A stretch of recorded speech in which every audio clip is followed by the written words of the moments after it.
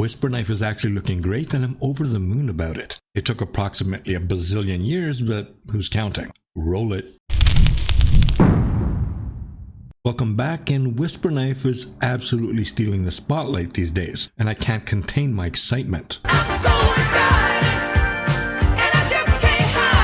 I haven't had an erection while playing Neverwinter since we one-shotted the Cradle Baby with 1 billion Shadow of Demise damage back in the day. But now Whisperknife is ruining my life, and I need a pill that actually kills erections.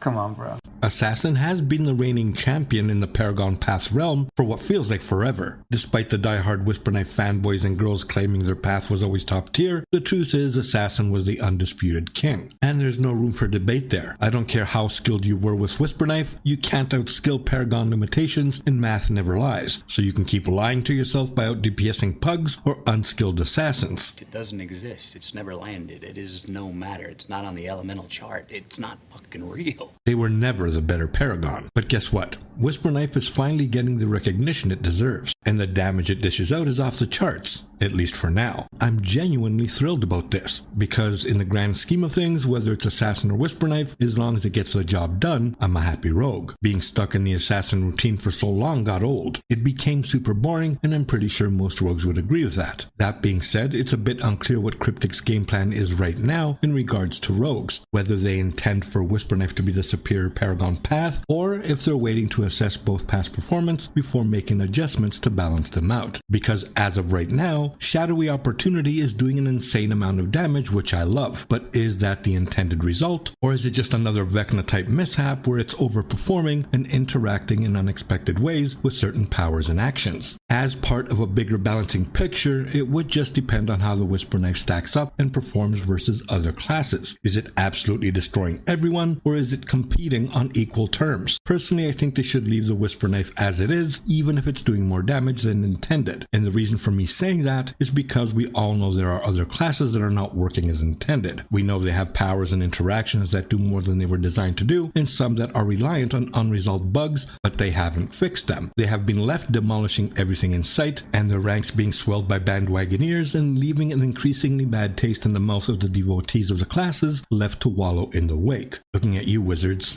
Oh, say less! The goal should be to balance all classes and not give one or two classes an advantage over the others. But that isn't how things have been working out in Neverwinter. There's always one class that does more than the rest every few modules or so. I mean, in the past, rogues, great weapon fighters, clerics, warlocks, paladins, fighters, and whatever other class had their fair share of overpoweredness. Honestly, past being prologue, I don't have much faith in their balancing abilities. I mean, all you have to do is look at the current wizard class and see the huge imbalances in regard to that class to realize that balancing isn't their forte. Ideally, their goals should be equitable potential, making both paths viable options and letting skill be the determining factor, and not just skill at exploiting bugs. You know who I'm talking about. If there's a clear winner, players will inevitably flock to it, just like players flock to Assassin all these recent years. When there's a clear advantage after changes, a reverse imbalance occurs where the other path becomes the underdog, in this case Assassin. That sets off a new cycle of calls for more buffs, but this time for Assassin instead, and we're right back where we started.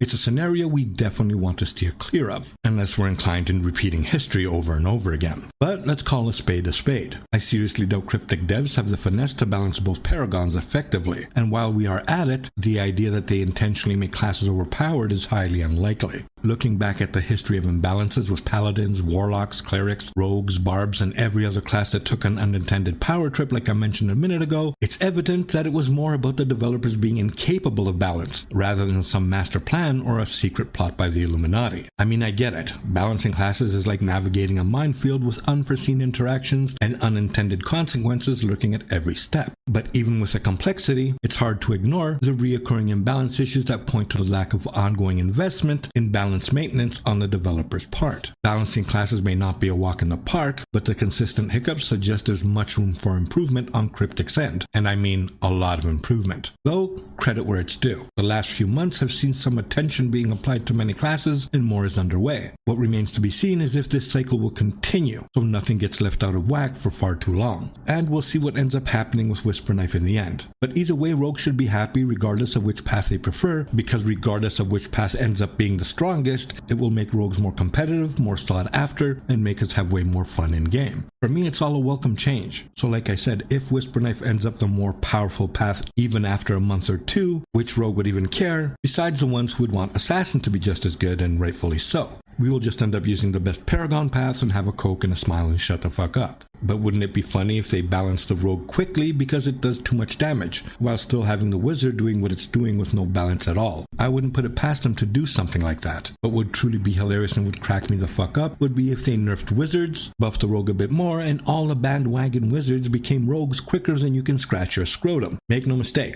all those DPS chart power hungry bitches will always switch to the most powerful class. They can't help themselves. But some of us, like me and some of you, stay with our main class through thick and thin, regardless of performance. Some of us actually have integrity. And yes, that includes all the thaumaturge wizards who kept slinging their spells even when they weren't allowed to eat at the popular kids' table. This, however, does not apply to those of you who like switching classes because you enjoy variety and being useful in groups regardless of role. This only applies to the leaderboard chasers. Trust me, they know who they are. I really do fucking love messing with wizards. Anyways, thanks for listening, and let me know your thoughts below. Do you think Assassin and Whisperknife should be equally balanced, or is it time for Whisperknife to reign supreme? Or do you think that Assassin is still as good as Whisperknife? Or do you think that the devs will just nerf Whisperknife super fast? Scribble it down in the comments and let me know. Personally, which path is stronger doesn't bother me at all, because I'm in general pro-rogue, not pro-assassin, and not pro-Whisperknife. Anyways, gotta go. Peace.